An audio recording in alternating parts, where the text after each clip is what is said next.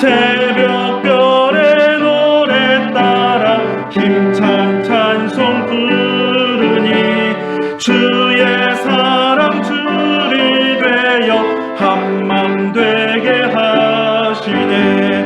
노래하며 행진하여 싸움에서 이기고 승전가를 높이 불러 주께 영광 돌리세. 좁은 곳을 향하여 날마다 나아갑니다. 내 뜻과 정성 모아서 날마다 기도합니다. 내 주여 내 맘 붙드사 그곳에 있게 하소서. 그곳은 빛과 사랑이 언제나 넘치옵니다.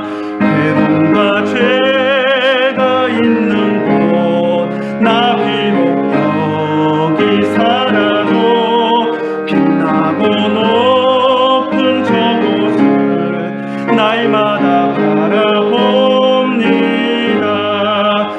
주여 내 맘 붙드사 그곳에 있게 하소서.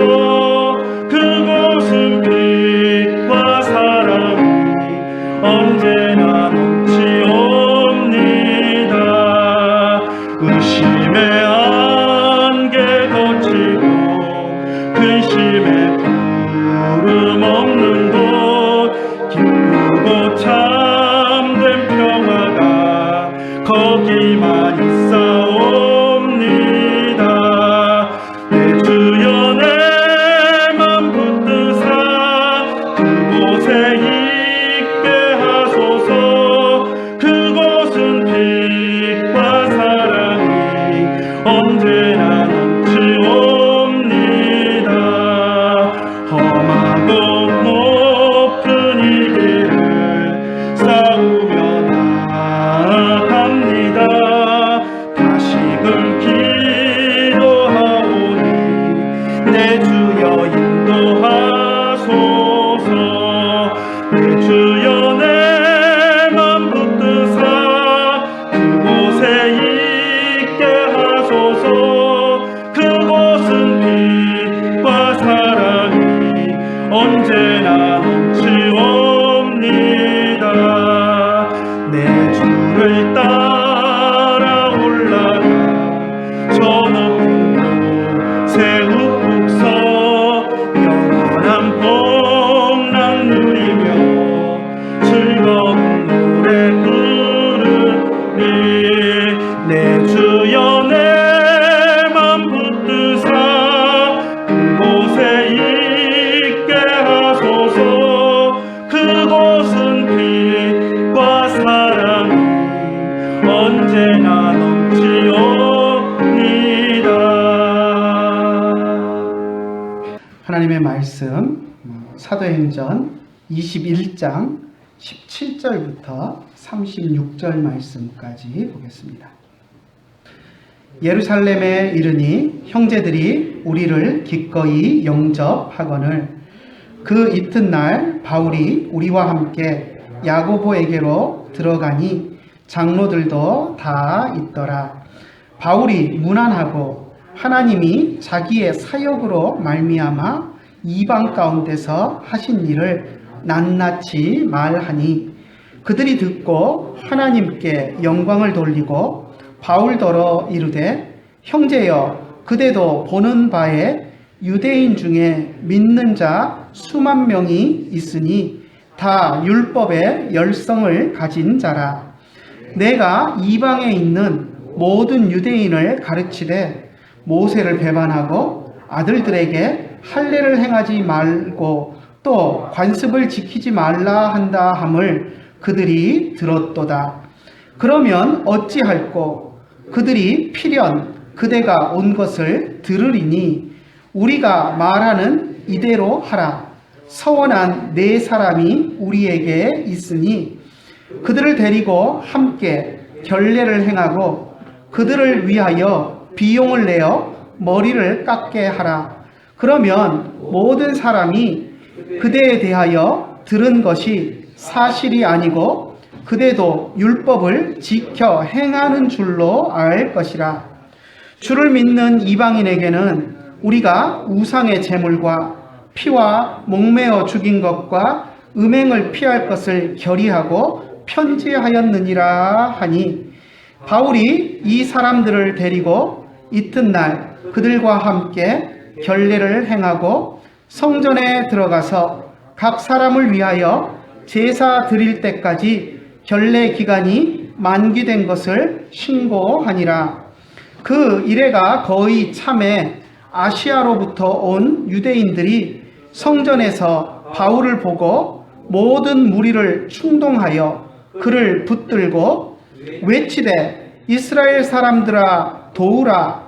이 사람은 각 처에서 우리 백성과 율법과 이곳을 비방하여 모든 사람을 가르치는 그 자인데, 또 헬라인을 데리고 성전에 들어가서 이 거룩한 곳을 더럽혔다 하니, 이는 그들이 전에 에베소 사람 드로비모가 바울과 함께 시내에 있음을 보고 바울이 그를 성전에 데리고 들어간 줄로 생각함이러라. 온 성이 소동하여 백성이 달려와 모여 바울을 잡아 성전 밖으로 끌고 나가니 문들이 곧 닫히더라.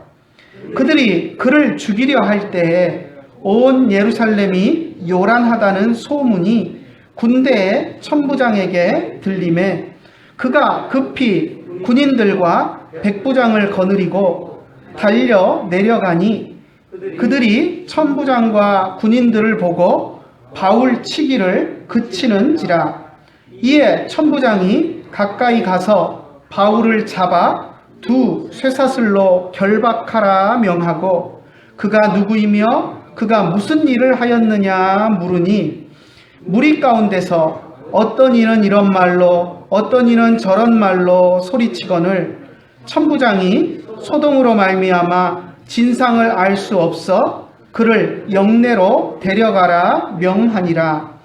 바울이 층대에 이를 때에 무리의 폭행으로 말미암아 군사들에게 들려가니, 이는 백성의 무리가 그를 없이 하고자 외치며 따라가미러라. 아멘.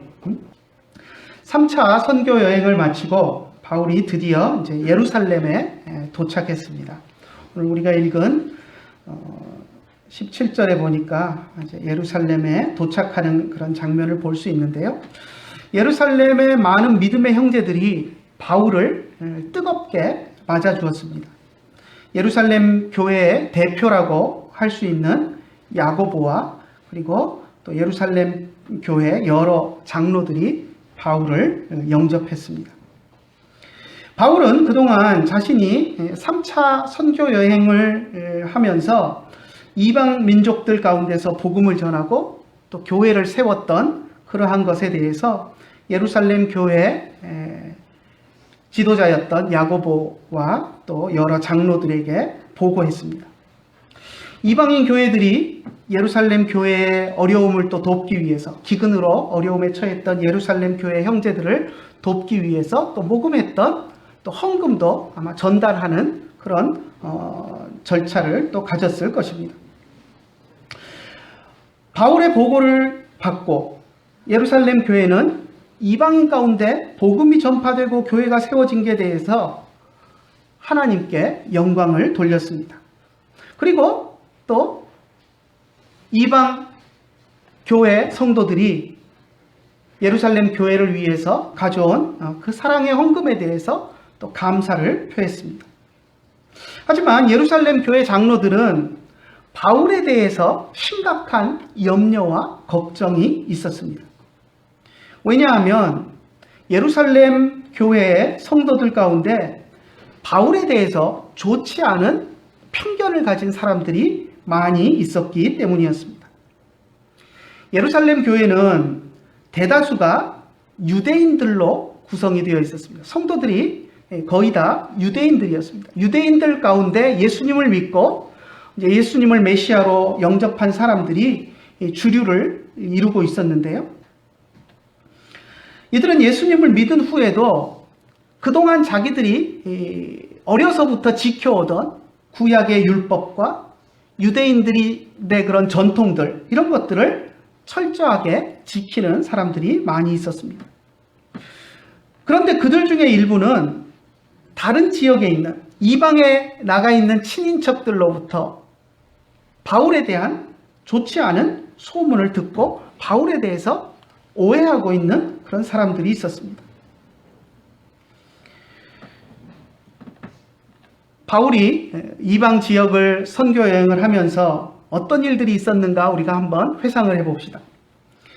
이방 도시들을 바울이 돌면서 유대인 회당에서 복음을 전했을 때 유대인 회당 근처에 모여있던 많은 경건한 이방인들은 바울의 말을 듣고 성경에서 이야기하는 메시아가 예수님이다라는 것을 받아들이고 믿음을 고백했습니다. 하지만 대부분의 유대인들은 바울을 미워하고 증오했습니다. 그들은 바울이 모세의 율법을 폐한다라고 생각했고, 그래서 자기들이 사는 도시에서 바울이 더 이상 복음을 전하지 못하도록 계속 방해하고 소동을 일으키고 심지어는 바울을 죽이겠다고 쫓아다니기까지 했습니다. 바울에 대한 그들의 이런 잘못된 평가가 예루살렘까지 전해졌습니다. 왜냐하면 그들이 대부분 그렇게 극성적으로 바울을 미워하고 증오하는 사람들은 또 유대 전통 종교에 아주 열심히 있는 그런 사람들이었기 때문에 그들은 때가 되면, 절기가 되면 예루살렘을 찾아와서 예루살렘 성전에서 또 제사를 드리고 하는 일들이 많았기 때문이었습니다. 그래서 그들은 예루살렘을 찾아와서 친지 또 아는 사람들에게 바울에 대해서 이야기하면서 바울에 대한 나쁜 소문들을 풀어놓았습니다. 그리고 예루살렘에 있는 많은 사람들이 바울에 대한 실체 모습은 알지 못하면서 그 사람들이 와서 이야기하는 소문만 듣고 바울에 대해서 좋지 않은 생각들을 갖게 되었습니다. 그래서 예루살렘 교회 성도들 가운데도 바울이 율법을 폐했고 유대 전통을 완전히 무가치한 것으로 여기는 그런 사람이다라고 오해하는 사람들이 많이 있었습니다. 또 그 말을 그대로 받아들이지는 않더라도 바울에 대해서 염려하고 우려하는 그런 사람들이 많이 있었고, 그런 우려하는 시각으로 바울을 바라보고 있었습니다. 21절을 보면 우리가 그러한 분위기를 엿볼 수 있습니다. 21절은 이제 예루살렘 교회 장로들이 바울에게 하는 이야기인데요. 한번 같이 읽어볼까요? 내가 이방에 있는 모든 유대인을 가르치되 모세를 배반하고 아들들에게 할례를 행하지 말고 또 관습을 지키지 말라 한다 함을 그들이 들었도다.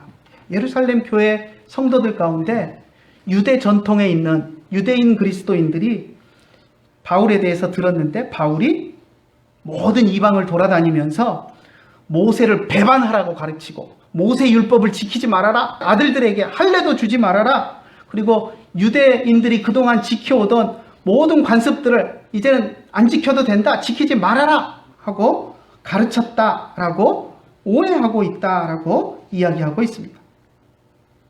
이것은 분명히 잘못된 진술입니다. 거짓말입니다. 바울은 결코 모세 율법을 금한 적이 없습니다.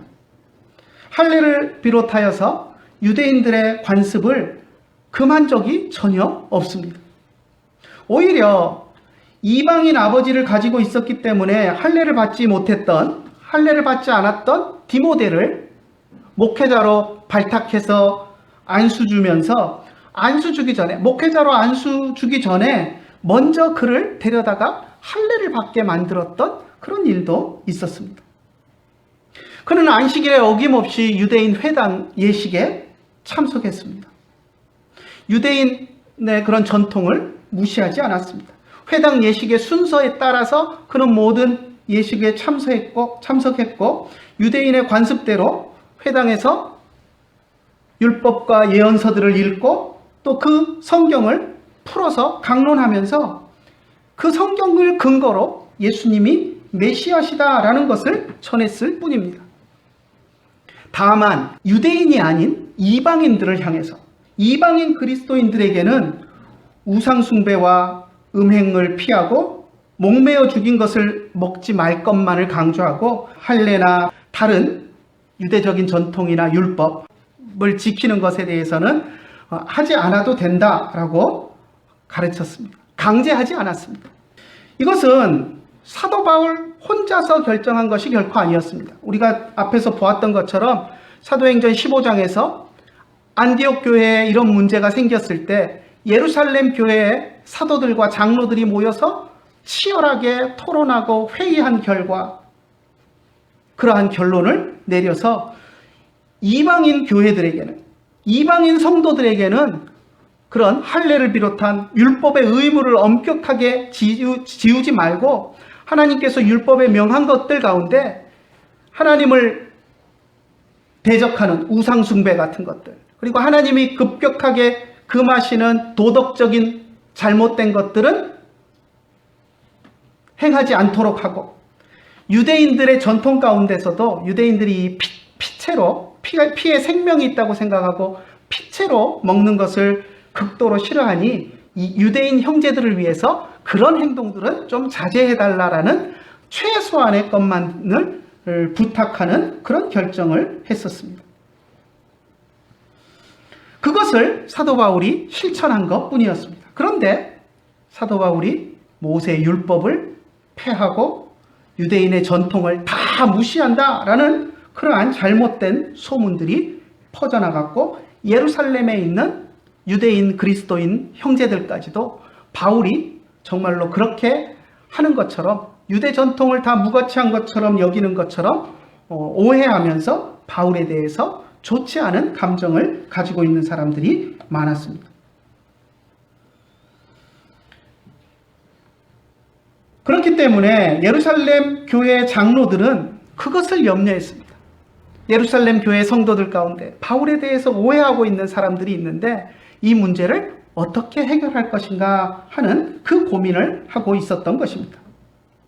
그래서 이 문제를 해결하기 위해서 바울에게 한 가지 제안을 했습니다. 예루살렘 교회 장로들이 바울에게 제안을 한 것입니다. 23절과 24절 한번 같이 읽어볼까요? 어떤 제안을 했는지. 자, 우리가 말하는 이대로 하라. 서원한 네 사람이 우리에게 있으니 그들을 데리고 함께 결례를 행하고 그들을 위하여 비용을 내어 머리를 깎게 하라. 그러면 모든 사람이 그대에 대하여 들은 것이 사실이 아니고 그대도 율법을 지켜 행하는 줄로 알 것이라.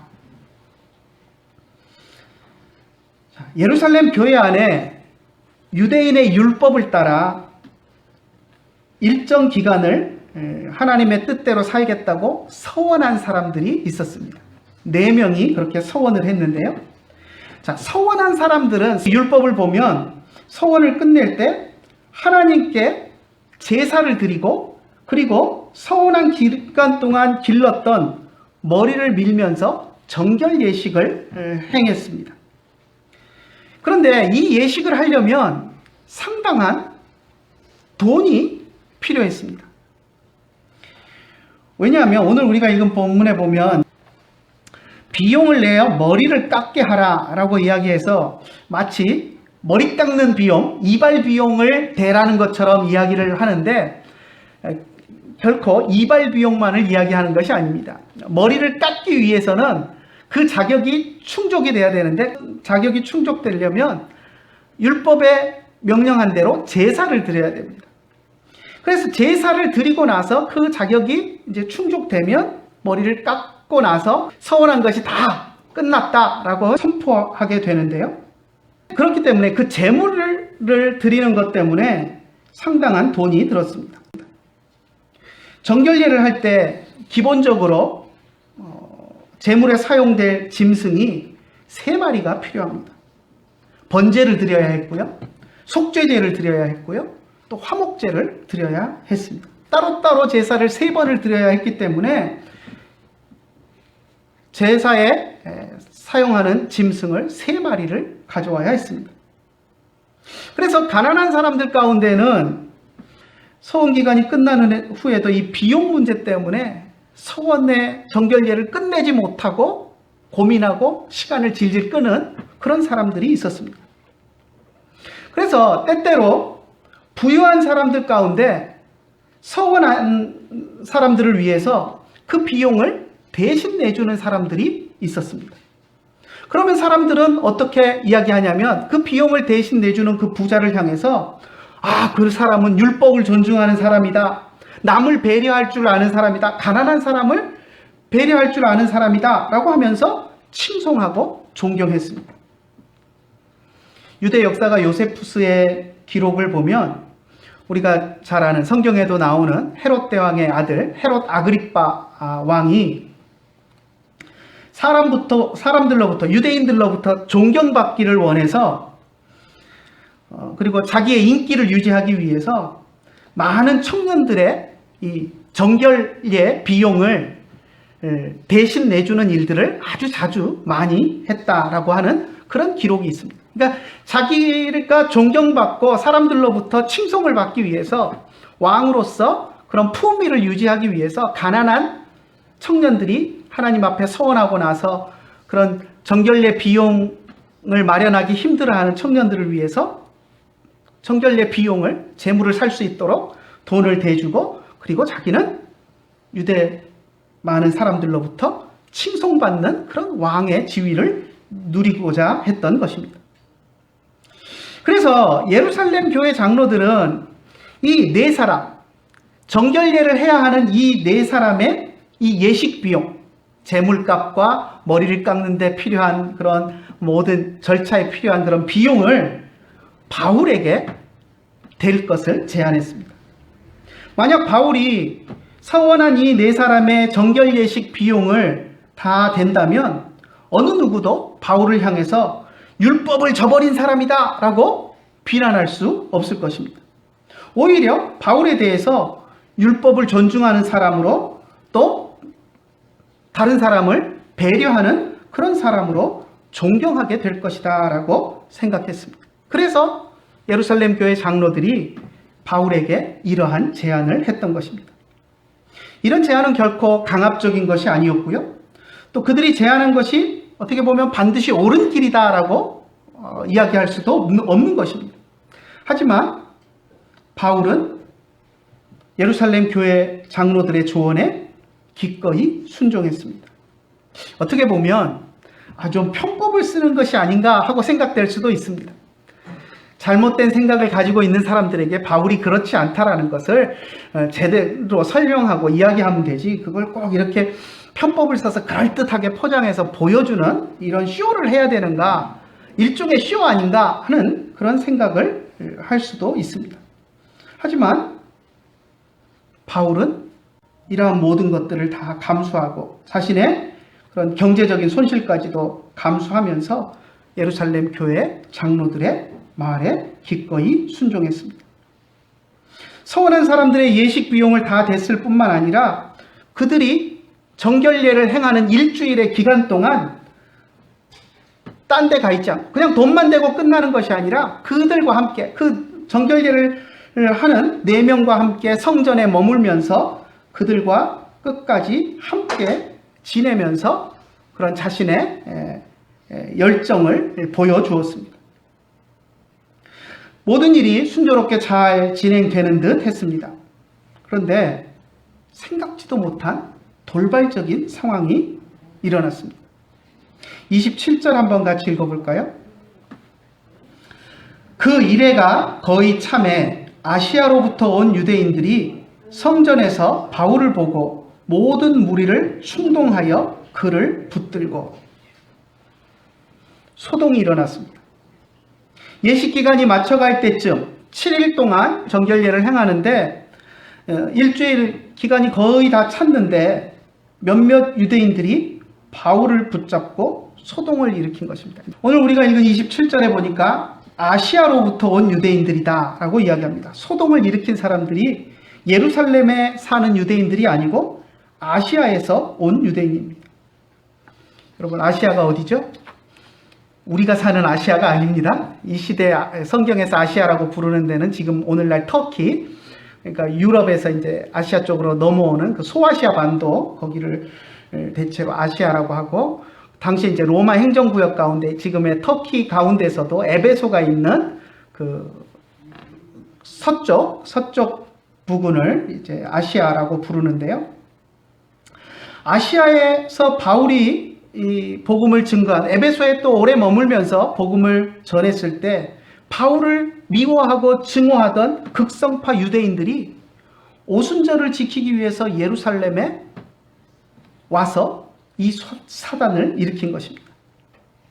우리는 앞에서 바울이 지금 3차 선교여행을 마치고 예루살렘으로 돌아오면서 아주 일정을 간략하게 하면서 빨리 예루살렘에 가려고 했던 것을 보았습니다. 그 이유가 뭐였냐면 오순절이 되기 전에 예루살렘에 들어갈 목표를 잡고 일정을 서둘러서 예루살렘에 왔는데요.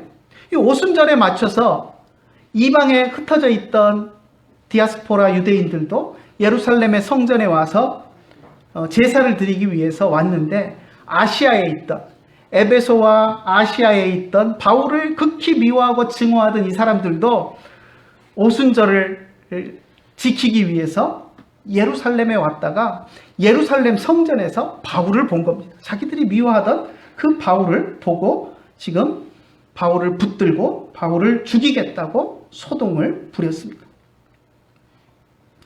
28절 한번 같이 읽어볼까요? 외치되 이스라엘 사람들아 도우라. 이 사람은 각처에서 우리 백성과 율법과 이곳을 비방하여 모든 사람을 가르치는 자인데 또 헬라인을 데리고 성전에 들어가서 이 거룩한 곳을 더럽혔다 하니, 붙잡고 이제 막 소리를 지르는 겁니다. 사람들아, 이스라엘 사람들아, 와서 우리를 좀 도와라. 자기들을 붙잡고 자기들 힘만으로 바울을 어떻게 할 수 없으니까 지나가던 유대인들을 향해서 부르는 겁니다. 와서 도와라. 이 나쁜 놈 때려잡는데 손을 좀 거들어라 라고 이야기하는 겁니다. 그러면서 바울에 대해서 비방하기를, 이 사람은 각처에서 유대 백성과 유대인들이 지키는 율법을 비방했고 또 성전을 비방하기까지 했다. 이곳이라고 표현한 것은 성전을 이야기하는 겁니다. 율법에 대해서, 유대인들이 지키는 모든 풍습에 대해서 잘못됐다고 가르쳤던 사람인데, 이제 성전에 와서 헬라인을 데리고 성전에 들어가서 성전마저도 더럽혔다라고 이야기합니다.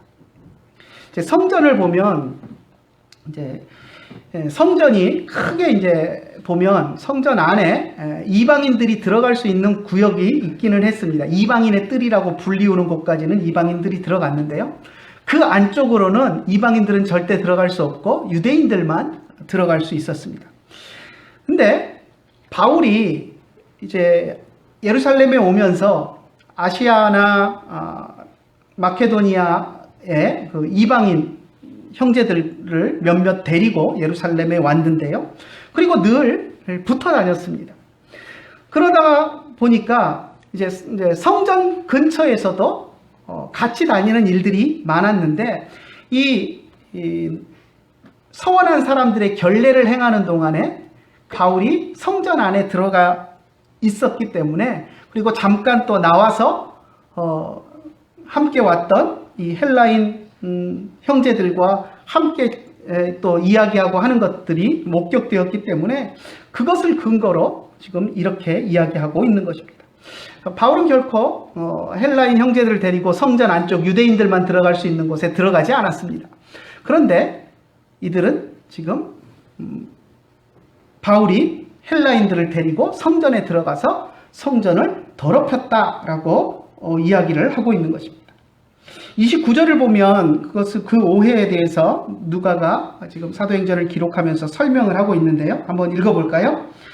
이는 그들이 전에 에베소 사람 드로비모가 바울과 함께 시내에 있음을 보고 바울이 그를 성전에 데리고 들어간 줄로 생각함이로라.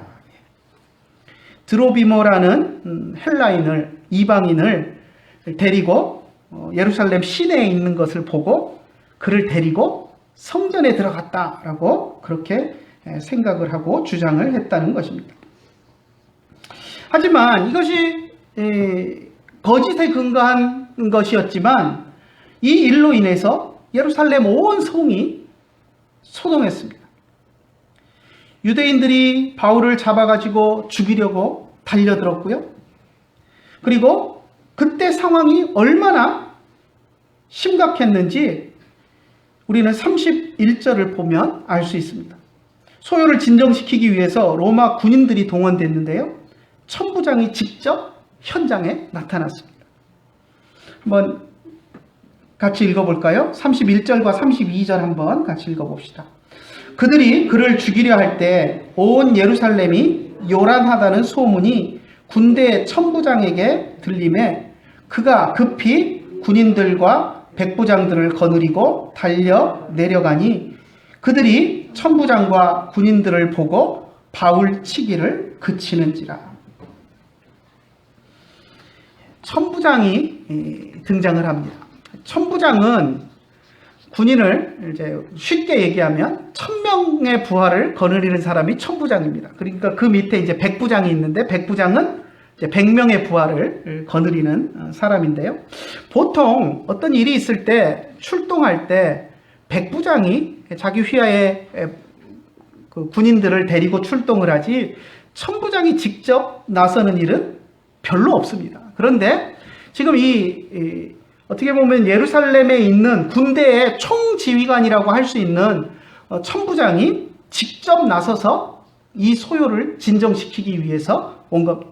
아마 긴장하고 있었을 겁니다. 유대인들의 명절인 오순절이 되었고 많은 유대인들이 세계 각처에서 예루살렘으로 모여들고 있기 때문에 예루살렘 치안을 담당하는 책임지고 있는 이 천부장으로서는 일촉즉발에 또 유대인들이 또 모이면 이 유대 민족주의의 그런 것들 때문에 또 독립운동이 일어나기도 하고 폭동과 소요가 일어나니까 항상 그 예의주시하고 있었을 것입니다. 그런데 예루살렘이 요란하다라는 소문이 군대의 천부장에게 들렸다라고 기록합니다. 여기서 소문이라고 이야기하고 있지만 우리가 소문 그러면 이렇게 여러 사람들이 이게 전에 풍문처럼 떠돌아다니는 소문을 이야기하는 것을 우리는 생각하는데 그런 소문이 아니라 책에 의한 보고를 이야기합니다. 그러니까 부하들의 보고를 받은 거죠. 예루살렘에 이제 유대인들이 많이 몰려드니까 경비 체계를 세워놓고 어떤 조그만한 미세한 조짐이라도 보이면 보고하도록 그런 것들을 이제 갖춰놨는데 부하들에 의해서 예루살렘에 소동이 일어났다라는 보고가 천부장에게 들어가니까 즉각 백부장들을 거느리고 군사를 이끌고 천부장이 직접 이 소요 사태를 해결하기 위해서 달려 나온 것입니다.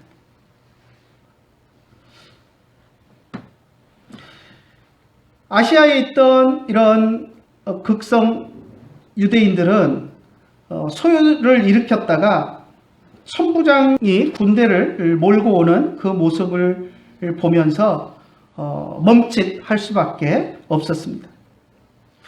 바울은 그 현장에서 로마 군인들에게 체포되었습니다. 소요의 중심에 있는 인물이니까 천부장이 가서 바울부터 먼저 붙잡고 체포를 했습니다.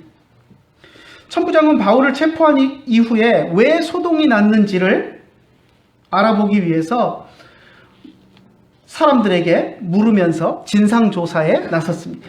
왜 바울을 쳐 죽이려고 했는지 현장에 있던 사람들에게 묻기 시작했습니다. 그런데 군중들의 말이 다 제각각이었습니다.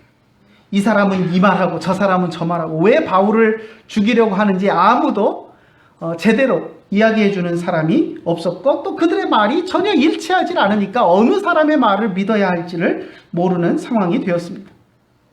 그래서 천부장은 바울을 결박해서 로마 군대 진영 안으로 데리고 들어갔습니다. 일단 바울이 없어져야 안정이 되고 소요 사태가 진정이 될 테니까 바울을 데리고 들어간 것입니다. 바울의 선한 의도로 바울이 예루살렘 장로들의 말을 따라서 평화롭게 자기에 대한 오해를 풀려고 했던 이러한 시도가 갑작스럽게 나타난 이 아시아에서 온 유대인들 때문에 완전히 다 망가져 버리고 말았습니다. 바울과 예루살렘 교회 장로들이 세웠던 모든 계획들이 다 수포로 돌아갔고 바울은 로마 군인들에게 잡힌 신세가 되고 말았습니다. 이런 결과를 보면서 많은 사람들이 과연 예루살렘 교회 장로들이 바울에게 제안한 그 방법이 옳았던 방법이었느냐 하는 그런 의문을 제기하게 됩니다. 그런 방법들이 정직한 방법이 아니라 일종의 편법이 아니냐 하는 이야기들을 합니다. 또 그래서 그 방법이 실패하고 바울이 로마 군인들에게 체포된 것이 이렇게 상황을 모면하기 위해서 급급해서 일종의 편법으로 쇼를 했던 그것 때문에 이런 결과가 생긴 것이 아니냐라고 하면서 그것을 비판하는 사람들도 있습니다. 과연 그럴까요? 여러분은 어떻게 생각하십니까? 사실 이런 문제에 대해서 우리는 쉽게 이야기할 수는 없습니다. 쉽게 그들이 잘못된 선택을 했다, 더 나은 결정을 했다, 정직한 방법으로 했다, 이런 이야기들을 우리가 쉽게 논할 문제는 아닙니다. 하지만 이런 상황 속에서 우리가 분명하게 이야기할 수 있는 몇 가지가 있습니다. 그리고 그 속에서 우리가 교훈을 얻을 것이 있습니다. 첫 번째, 어떤 사람들이 바울이 그렇게 했기 때문에 소요가 일어났고 체포되어서 그의 생명이 위태롭게 되었다라고 말하는 그것은 결코 옳지 않은 일이라는 것입니다. 사람들은 어떤 큰 일이 일어나면 그것을 앞선 사건과 연관 지으려는 습성이 있습니다. 그래서 예루살렘에 일어난 소요 사태와 바울이 체포된 그것을 바울이 예루살렘 교회 장로들의 제안을 받아들여서 행동한 그것 때문이다. 그래서 성전에 결례를 행하느라고 머물러 있었기 때문에 성전을 찾았던 아시아에서 온 유대인들과 마주쳐서 이런 사건이 일어났다라고 그렇게 연관을 시키려고 합니다. 하지만 그렇지 않습니다. 이 두 사건은 아무 연관 없이 일어난 사건입니다. 그렇기 때문에 조언한 예루살렘 교회 장로들이나 또 그 말을 수용하고 따른 바울을 비난하는 일은 우리가 해서는 안 되고 그것은 옳지 않은 일입니다.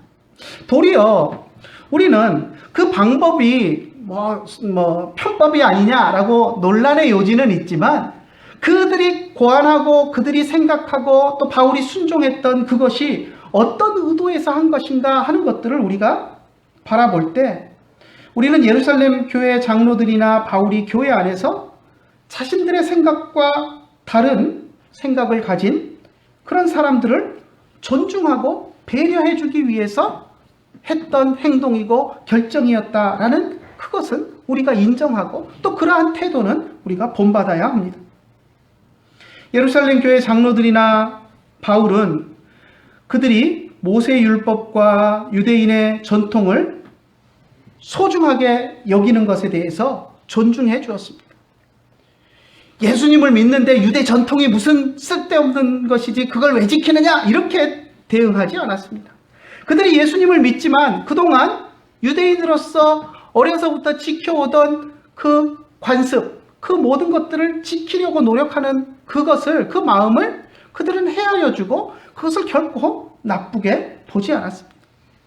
그래서 그런 그들이 이방인의 사도로서 이방인들에게 율법을 지키라고 하지 않거나 또 할례를 행하라고 하지 않는 바울에 대해서 안 좋은 시각으로 바라보는 그러한 문제들에 대해서도 그들의 마음을 충분히 이해해주고 그들의 생각을 존중해주고 그리고 나름대로 이 방법을 해결해 보려고 지혜를 짠 것이었습니다.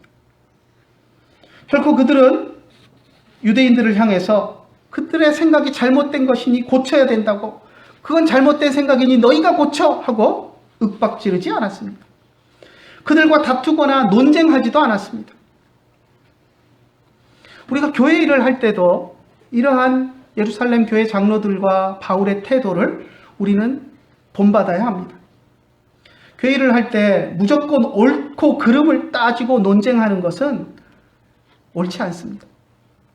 다른 사람이 소중하게 여기는 것을 존중하는 그런 마음이 우리에게도 필요합니다. 그것이 우리가 분명히 이야기할 수 있는 또 다른 한 가지 요소입니다. 배려를 위해서, 다른 사람을 배려하기 위해서 때로는 타협할 줄도 알아야 합니다. 그렇다고 여기서 타협이 진리를 버리고 예수님의 복음을 버리고 타협하라는 그런 이야기는 결코 아닙니다. 진리를 포기해야 하는 문제가 아니라면 우리는 얼마든지 다른 사람을 배려하기 위해서 우리가 생각하고 있는 것들을 양보하고, 또 때로는 필요하면 연기도 할 수도 있고, 또 꾸며서 아닌 것처럼 과장해서 좀 보여줄 수도 있고 하는 그런 행동들을 우리가 할 수 있어야 합니다. 그것을 무조건 저거는 연기인데, 저거는 억지로 보여주기 위한 것인데, 이렇게 비난할 것이 아니라는 겁니다. 그 선한 의도와 목적이 있다면 그것도 우리는 또 할 수 있어야 하고 인정할 수 있어야 합니다. 예를 한번 들어봅시다. 어떤 두 사람이 있습니다. 이 두 사람이 상대방이 없는 자리에서 서로 욕을 했다고 한번 생각을 해봅시다. 근데 내가 그걸 알고 있습니다. 그런데 두 사람 중에 한 사람이 와가지고 나에게 묻습니다. 저 사람 나 없을 때 내 욕했지? 라고 묻습니다. 여러분 어떻게 대답해야 될까요? 거짓말하면 안 되니까 정직하게, 그래 저 사람이 너 없을 때 너한테 이런 욕했어, 그러고 정직하게 이야기를 해줘야 될까요? 그러면 어떻게 될까요? 두 사람 대판 싸우고 아마 난리가 나겠죠. 정직한 것이 사실은 능사가 아닙니다. 물론 우리가 정직하게 살아야 합니다. 그런데 그런 상황 속에서는 우리가 정직한 것, 그것을 내세울 게 아니라 나는 그리스도이니까 정직하게 모든 것을 사실대로 말해야 돼, 이렇게 할 것이 아니라 두 사람의 관계를 화해시키기 위해서 때로는 알고 있는 것도 모르는 척, 본 것도 못 본 척 하는 그런 지혜가 필요하다는 것입니다. 그것을 위해서는 연기도 좀 필요하고 또 뭔가 꾸미는 것도 필요합니다. 그렇다고 해서 그런 사람에 대해서 정직하지 못한 사람, 그리스도인이 거짓말을 하네, 목사가 거짓말을 했네 하면서 비난할 수는 없다는 것입니다. 교회의 평안을 생각하며 또 바울을 염려하며 이러한 방법을 고안해냈던 예루살렘 교회의 장로들의 마음을 이해합시다. 이해해야 합니다. 또 교회 지도자들의 결정을 존중해서 자기 마음에 좀 내키지 않을 수도 있었을 것이고, 또 큰 비용을 지불해야 되는 거니까 부담이 될 수도 있었지만, 또 기꺼이 장로들의 말에 순종해서 그것을 행한, 자기와 생각이 다른 유대 그리스도인들의 마음을 누그러뜨려 주려고 이런 일들을 다 따라서 일주일이나 그 결례 현장에서 그들과 함께 하면서 큰 비용을 지불하면서 그 모든 것을 다 따르고 노력했던 그 바울의 마음을 또 우리가 기억합시다. 우리 한 사람 한 사람이 그런 마음을 기억하고 또 우리도 그런 마음으로 살려고 노력하면 교회가 아름다워질 줄로 믿습니다. 물론 바울이 그렇게 노력했어도 소요 사태가 일어났습니다. 그죠? 그리고 그렇게 소요 사태가 일어났던 것처럼 우리가 그런 노력을 우리의 삶 속에서 하는데도 우리가 생각했던 것과는 전혀 다른 결론이, 그런 결과가 생겨날 수도 있습니다. 하지만 그것은 염려하지 말고 하나님의 뜻에 그런 것들은 맡기고 우리가 할 수 있는 일들, 우리가 교회를 위해서, 옆에 있는 성도들을 위해서 할 수 있는 최선의 노력을 우리가 해나간다면 하나님께서 우리들의 마음을 기쁘게 받아주실 줄로 믿습니다. 그래서 오늘 우리가 읽은 본문 가운데서 예루살렘 교회 장로들이 결정했던 것, 또 바울이 신실한 마음으로 그것을 순종하고 따랐던 그 아름다운 모습들을 보면서 우리들도 또 교회의 평안을 위해서 또 나와 생각이 다른 사람들의 그런 생각을 배려하고 존중해 주기 위해서 또 우리들도 너그러운 마음을 가지고 살아가는 그리스도인들이 되기를 간절히 소원합니다. 기도하겠습니다. 하나님 아버지 은혜를 감사합니다. 오늘 저희들이 사도행전 말씀을 통하여서 바울과 예루살렘 교회 장로들이 유대인 그리스도인 형제들의 그런 율법에 대한 소중히 여기는 마음과 유대 전통을 소중히 여기는 그 마음들을 이해하고 그들을 받아주기 위해서 행했던 모습들을 보았습니다. 아시아에서 온 유대인들로 인하여서 소동이 일어나고 소란이 일어나고 바울이 체포되었지만 그 과정 속에서 예루살렘 교회 유대인 지체들을 위해서 배려하고 그들을 사랑하는 마음으로 행했던 교회 지도자들과 또 바울의 그러한 행동들을 우리가 기억하고 그 마음을 우리의 마음속에 품고 우리들도 그렇게 교회를 위해서 또 옆에 있는 형제들을 배려하기 위해서 우리의 마음을 또 쓰고 또 우리가 노력해 나가는 하나님의 백성들이 될 수 있도록 인도하여 주시옵소서. 오늘도 귀한 말씀을 주심을 감사드리며 우리 주 예수님의 이름으로 기도드리옵나이다. 아멘. 십자가를 내가 지고 주를 따라갑니다. 이제부터 예수로만 나의 법에 삼겠네. 세상에서 후기 영원 모두 잃어버려도 주의 평안 내가 받고 영생 복을 받겠네. 주도 곤욕당했으니 나도 곤욕당하리. 세상 사람 감사하라. 예수 진실합니다. 예수 나를 사랑하사 빛난 얼굴 보이면 원수들이 미워해도 염려할 것 없겠네. 주가 주신 기쁨 외에 기뻐할 것 무엇냐. 주가 나를 사랑하니 기뻐할 것뿐일세. 평안 나눔하겠습니다. 베아타 샬롬, 우베이트카 샬롬, 베콜 아쉐레카 샬롬. 새로운 마음을 보람있게 보내고 주의 일을 행할 때에 햇빛 되게 하소서. 주여 나를 도우사 세월호 송암푸소. 어두운 세상 지낼 때 햇빛 되게 하소서. 이제는 우리 주 예수 그리스도의 크신 은혜와 하나님 아버지의 한이 없으신 사랑과 성령님의 감화하시고 감동하시고 우리 가운데 교통하심이 이제 주님을 바라보며 주님이 주신 말씀대로 살아가기를 간절히 소원하는 주의 사랑하는 자녀들 머리 위에 이제로부터 영원토록 함께 계실지어다. 아멘.